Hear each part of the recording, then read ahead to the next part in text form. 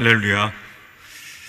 예수님은 마태복음 24장, 25장에 걸쳐서 종말의 때, 곧 예수님께서 다시 오실 그 때에 대해서 또 징조들과 또 오늘 본문인 열처녀 비유, 또 달란트 비유, 마지막 심판에 대해서 말씀하십니다.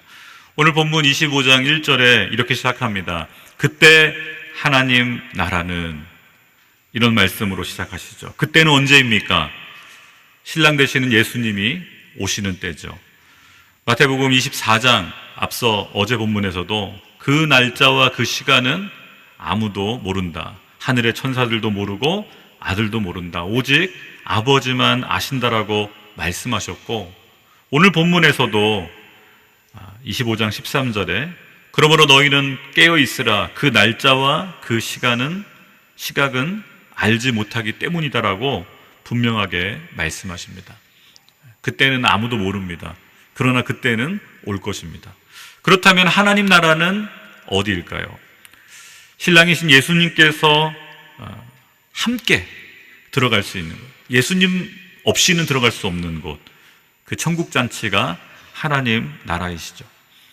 예수님은 자신이 다시 오시면 마태복음 25장 31절에서 이렇게 말씀하십니다. 자신이 다시 와서 인자가 그의 영광 가운데 모든 천사들과 함께 올 때 그의 영광의 보좌 위에 앉을 것이다. 예수님께서 영광의 보좌에 앉으신 그곳이 바로 하늘 나라입니다. 오늘 말씀을 사실은 이해하기 위해서는 유대의 결혼 문화를 좀 먼저 알 필요가 있습니다. 요즘 우리 한국 결혼식은 1시간, 또 2시간, 식사까지 해도 2시간이면 끝납니다. 하지만 예수님 시대에 유대인들은 결혼이 굉장히 길었습니다. 사실 결혼이 두 단계로 구성되어 있었는데요. 정혼이라는 단계와 결혼이라는 단계가 있었습니다. 먼저 정혼하는 단계에서는 신랑이 신부의 아버지에게 결혼 지참금을 지불합니다. 그리고 신랑을 신부에게 선물을 주죠.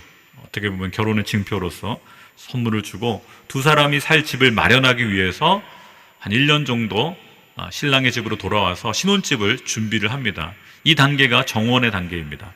그렇다면 결혼으로 넘어가면 어떻게 되는가? 이제 신혼집이 완성이 되면 신랑은 신부를 데리러 옵니다. 거리가 보통 있었기 때문에 저녁 때쯤 도착하죠. 그리고 유대인들은 해가 질 때부터 하루가 시작되기 때문에 그 저녁 질 때에 도착을 하면 함께 예배를 드리고 결혼 예식을 하고, 그 뒤로 약 일주일간 잔치가 벌어진다고 합니다. 실제로 정혼은 거의 1년, 결혼은 일주일이 걸리는 시간이었죠. 신랑이 오는 과정이 늦은 시간에 오기 때문에 보통 신랑을 맞이하기 위해서 신부의 친구들, 들러리들이 횃불을 들고 어두워지는 그 밤길을 비춰야 된다고 합니다. 오늘 본문은 이 신랑이 오는 길에 그 길을 예비하는 10명의 들러리 처녀들에 대한 이야기죠. 오늘 본문에 아시는 것처럼 슬기로운 5명의 처녀와 어리석은 5명의 처녀들은 공통점과 차이점을 가지고 있었습니다. 공통점은 모두들 신랑이 온다라는 것을 또 맞이하기 위해서 준비하고 있었고요. 또 늦게 온다는 사실을 다들 알고 있었습니다. 한 가지는 정확히 언제 올지, 어느 시간에 올지는 모르고 있었죠. 또한 신랑이 어두운 밤에 올 것임을 알았기에 모두들 등불을 준비하고 있었습니다. 또한 모두들 늦게 오는 신랑으로 인해서 잠이 들었죠. 슬기로운 처녀들이나 또 어리석은 처녀들이나 모두 다 잠이 들었습니다.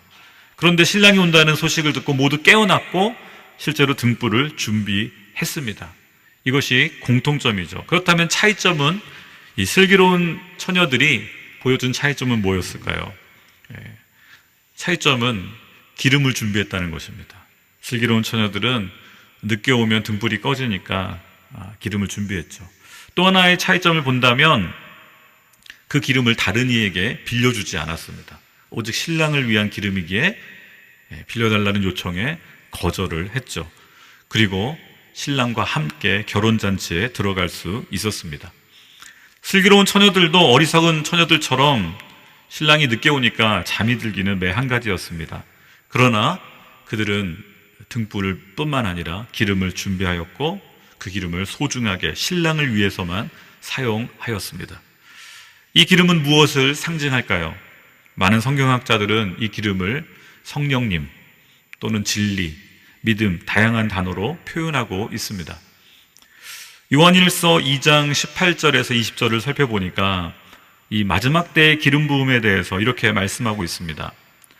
아이들이여, 지금은 마지막 때입니다. 그리스도를 대적하는 사람이 올 것이라고 여러분이 들은 대로 지금 그리스도를 적대하는 사람들이 많이 나타났습니다. 그래서 우리는 지금이 마지막 때인 줄을 압니다. 그들이 우리에게서 나갔지만 그들은 우리에게 속했던 것이 아닙니다. 그들이 우리에게 속했더라면 우리와 함께 머물렀을 것입니다. 그러나 결국 그들이 모두 우리에게 속하지 않았다는 사실이 드러났습니다. 여러분은 거룩하신 분에게 기름 부음을 받았고 여러분 모두가 진리를 알고 있습니다. 세상에 많은 사람들이 종말의 때에 대해서 언급을 합니다. 그리고 종말이 있을 것이라고 알고 있습니다. 심지어는 예수님이 다시 오신다는 사실도 많은 사람들이 알고 있습니다.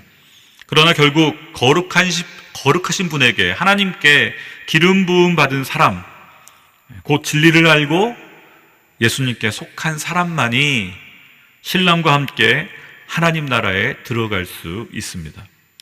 오늘 본문에서 어리석은 이 5 처녀들은 신랑을 향해서 주여 주여 우리가 들어가게 문을 열어 주십시오라고 요청합니다.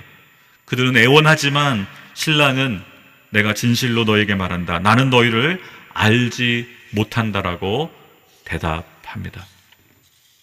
어리석은 처녀들도 신랑이 온다는 사실을 알고 있었고 이들도 신랑을 사실은 준비하려고 했지만 이들에게 없었던 것은 바로 기름이었죠. 성령의 기름을 준비하지 못했기에 신랑과 함께 하늘나라에 들어갈 수 없었습니다. 예수님께서는 성령의 열매를 맺지 않는 거짓 사역자들에 대해서도 오늘 이 어리석은 처녀들에게 했던 것과 동일한 말씀을 하십니다. 마태복음 7장 20절에서 23절을 보니까 이렇게 말씀하십니다. 이와 같이 너희는 그 열매를 보고 그들을 알게 될 것이다. 내게 주님 주님 하는 사람이라고 다 하늘나라에 들어가는 것이 아니다. 하늘에 계신 내 아버지의 뜻대로 행하는 사람이라야 하늘나라에 들어갈 것이다. 그날에는 많은 사람들이 내게 말할 것이다. 주님 주님, 우리가 주의 이름으로 예언하고 주의 이름으로 귀신을 쫓아내며 주의 이름으로 많은 기적을 일으키지 않았습니까? 그때 나는 그들에게 분명히 말할 것이다. 나는 너희를 도무지 알지 못한다. 불법을 행하는 사람들아, 썩 물러가라. 마치 기름을 준비하지 않았던 어리석은 처녀들에게 했던 예수님 신랑의 말과 동일한 말씀이죠.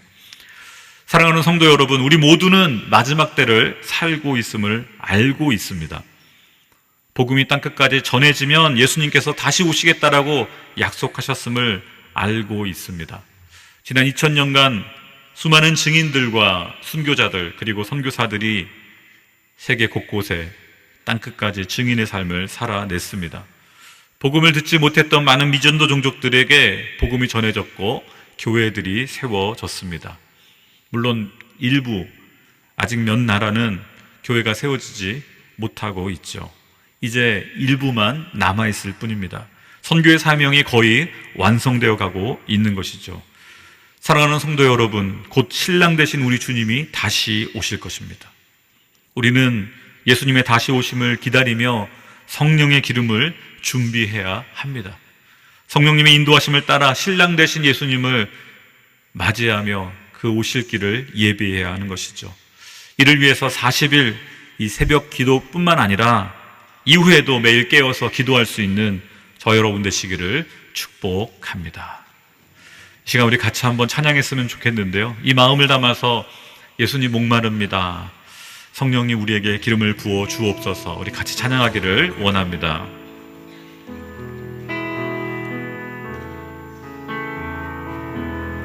예수님 목마릅니다.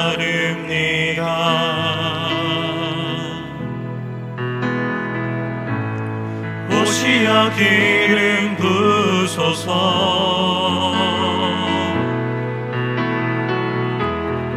주님을 사모합니다.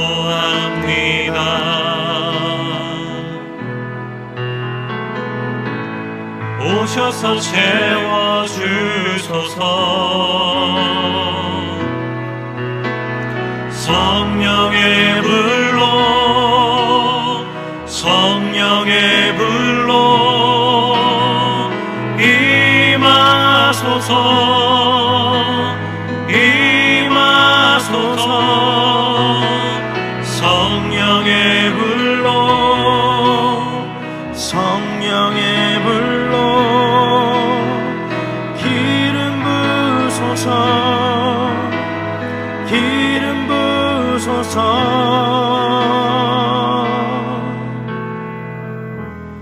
불같은 사람들입니다.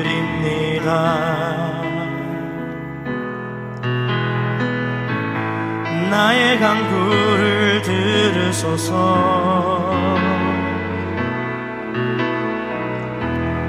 이 세상 어느 것보다 주님을 의지합니다.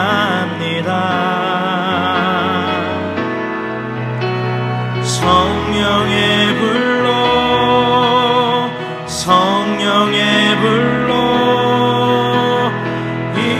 임하소서 임하소서. 성령의 불로 성령의 불로 기름 부소서 기름 부소서.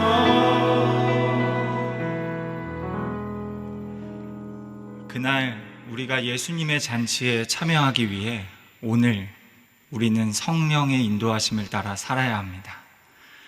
성령의 인도하심을 따르고자 할 때 성령께서는 우리를 다양한 방식으로 인도하십니다.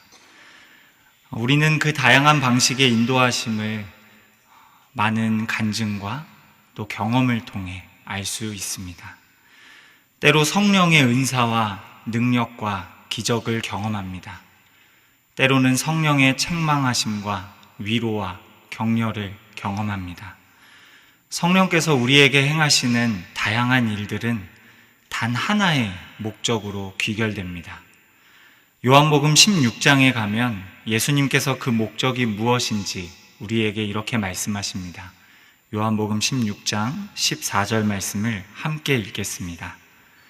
그분은 내 것을 받아서 너희에게 알려주실 것이므로 나를 영광되게 하실 것이다. 성령께서 행하시는 다양한 일에는 궁극적으로 단 하나의 목적이 있습니다. 그것은 바로 예수 그리스도를 영화롭게 하는 것입니다. 그러므로 성령께서는 우리에게 베푸시는 능력과 기적과 문제 해결이 우리에게서 예수 그리스도를 가리는 것을 원하지 않으십니다.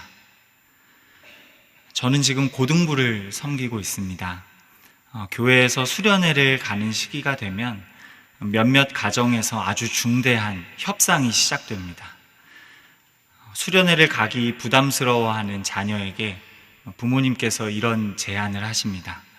아들아, 이번 여름 수련회에 가면 너 평소 갖고 싶었던 거 사줄게. 딸아, 이번 여름 수련회 가면 너 좋아하는 가수 콘서트 티켓 끊어줄게. 부모님께서 자녀를 수련회에 보내시면서 자녀에게 바라는 것은 한 가지입니다. 자녀가 하나님을 만나는 것입니다. 자녀가 하나님의 영광을 바라보며 그분의 영광을 위해 살게 되는 것입니다. 자녀에게 사준 물건이나 콘서트 티켓이 그 목적을 가리게 되는 것을 원하는 부모님은 안 계십니다. 이처럼 성령께서 다양한 방식으로 우리 안에 역사하시면서 우리에게 바라시는 것도 한 가지입니다. 우리가 예수 그리스도를 바라보며 예수 그리스도의 영광을 위해 사는 것입니다. 그러므로 성령 충만한 성도란 세상 속에서 예수 그리스도를 바라보며 세상으로 예수 그리스도를 바라보게 하는 자들입니다. 세상 속에서 예수 그리스도를 바라보는 것, 세상으로 하여금 예수 그리스도를 바라보게 하는 것, 우리는 그것을 선교라고 말합니다. 우리가 이 성령의 일하심에 동참하고자 할 때 성령님께서는 우리를 십자가의 현장으로 인도하십니다. 마태복음 27장 46절 말씀을 함께 읽겠습니다. 오후 3시쯤 돼 예수께서 큰 소리로 엘리 엘리 라마 사박다니라고 부르짖으셨습니다. 이것은 내 하나님 어째서 나를 버리셨습니까? 라는 뜻입니다. 십자가의 현장에서 우리는 완전한 절망 속에서 부르짖으시는 예수님을 만납니다. 우리도 그런 현실을 지날 때가 있습니다. 어떤 문제에 봉착했을 때 이런 비명의 기도가 절로 나옵니다. 하나님, 왜 나를 도와주지 않으십니까? 하나님, 어째서 이곳에서 나를 버려두시고 나를 외면하십니까? 십자가의 자리는 모든 기준에서, 모든 세상의 기준에서 완전히 실패한 자리입니다. 관계적으로 가장 가까운 친구와 동료들에게서 버림받고 배신당하는 자리입니다. 정치적으로 반역자가 되어 사형 선고를 받는 자리입니다. 사회적으로 범죄자가 되어 낙인 찍히는 자리입니다. 종교적으로 신에게 저주를 받는 자리입니다. 육체적으로 극심한 고통을 겪고 있는 자리입니다. 정신적으로 모욕과 수치를 당하는 자리입니다. 그렇게 믿지 않는 모든 사람들이 볼 때 저 인생은 이제 끝났구나, 저 인생은 이제 망했구나, 저 자리에는 신이 계시지 않는구나 라고 단정짓는 자리가 십자가의 자리입니다. 심지어 믿는 사람들마저도 외면하고 의심하게 되는 자리가 십자가의 자리입니다. 그러니 세상이 보기에 그보다 더 불편하고 미련한 자리는 없습니다. 그러나 우리는 다릅니다. 우리는 예수 그리스도의 부활을 믿는 자들입니다. 우리는 십자가의 자리가 하나님의 능력을 확인하는 자리이며 하나님의 모든 영광이 드러나는 자리임을 믿는 자들입니다. 그래서 우리가 예수 그리스도의 십자가를 바라볼 때마다 하나님께서는 오늘의 현실을 견디고 있는 우리에게 이렇게 말씀하십니다. 내가 봉착하고 있는 그 문제가 너를 망하게 하지 못한다. 지금 그 자리는 다만 절망으로 끝나는 자리가 아니라 그곳은 내가 나의 승리와 영광과 찬양을 만들어내고 있는 구체적인 현장이다. 그러니 걱정하지 마라. 세상이 말하는 어떤 절망도, 어떤 불행도 내 아들과 묶인 너의 운명을 한치도 흔들 수 없다. 사랑하는 성도 여러분, 세상은 우리의 절망을 바꿀 수 있는 능력도 내용도 없습니다. 죽음 앞에 세상이 내놓는 모든 답들은 다 무의미해집니다.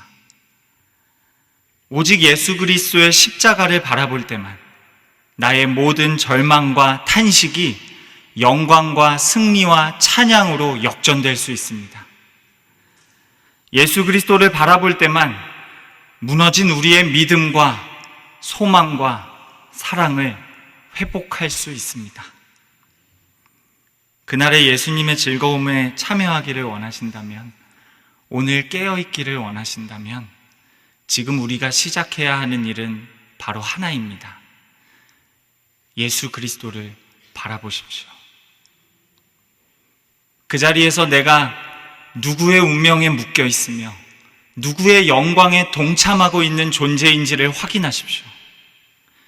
세상의 그 어떤 존재도, 그 어떤 불행도 예수님 안에 묶인 여러분의 운명을 조금도 흔들 수 없습니다. 그리고 오늘 자기 십자가를 지고 나를 따르라는 주님의 말씀에 순종하십시오. 그것이 깨어있으라는 주님의 말씀에 순종하는 것입니다. 이 일은 바로 지금 나만 할 수 있습니다. 누구도 대신할 수 없습니다. 고등부 친구들은 보통 새벽 1시에서 2시쯤 잠자리에 듭니다. 그리고 새벽 6시, 7시쯤 일어나서 8시에 학교에 등교합니다. 그런 일상에서 많은 친구들이 잠을 줄여가며 1시간 더 학교에 빨리 나와서 학교 앞 카페에서 선생님과 만나 큐티 모임을 하고 있습니다. 한 친구는 교회에서 같은 소그룹의 다른 학교 친구와 함께 2개의 학교 연합 기도 모임을 만들었습니다. 그리고 그 학교 기도 모임을 의도적으로 방과 후에 학원이 밀집해 있는 지역에서 하고 있습니다. 그리고 학교를 마치고 학원에 오는 다른 학교 친구들까지 그 기도 모임에 초대하고 있습니다. 신앙의 후배인 우리 청소년들도 오늘 자신이 처한 현실에서 자기 십자가를 지며 예수 그리스도를 바라보고 있습니다. 그날에 있을 예수님의 잔치를 오늘의 순종으로 준비하고 있습니다. 사랑하는 성도 여러분, 오늘 열처녀의 비유 이야기처럼 내 기름은 내가 그리고 지금 준비해야 합니다. 누구도 내 기름을 대신 채워줄 수 없습니다. 그날이 돼서 채우려면 이미 늦습니다. 그러니 오늘 나의 십자가를 지고 예수님만 따르기로 결단하십시오. 우리가 예수님을 따르기로 결단할 때 예수님께서 우리에게 이렇게 말씀하십니다. 새 계명을 너희에게 주노니 서로 사랑하라. 내가 너희를 사랑한 것 같이 너희도 서로 사랑하라. 오늘 누군가의 가족, 누군가의 동료, 누군가의 친구로서 여러분에게 주어진 책임을 주님의 사랑 안에서 성실하게 감당하십시오. 예수님께 받은 사랑을 여러분의 표정과 언어와 행동으로 구체화시키십시오. 성령 하나님께서 여러분과 함께 그곳에서 예수 그리스도의 영광을 드러내실 것입니다. 성령 하나님께서 여러분의 말과 표정과 행동을 통해 그들로 예수 그리스도를 바라보게 할 것입니다. 오늘 내가 처한 이 자리에서 어렵지만 오직 예수 그리스도만을 바라보며 성령의 역사에 동참하시는 저와 여러분이 되시길 축원합니다.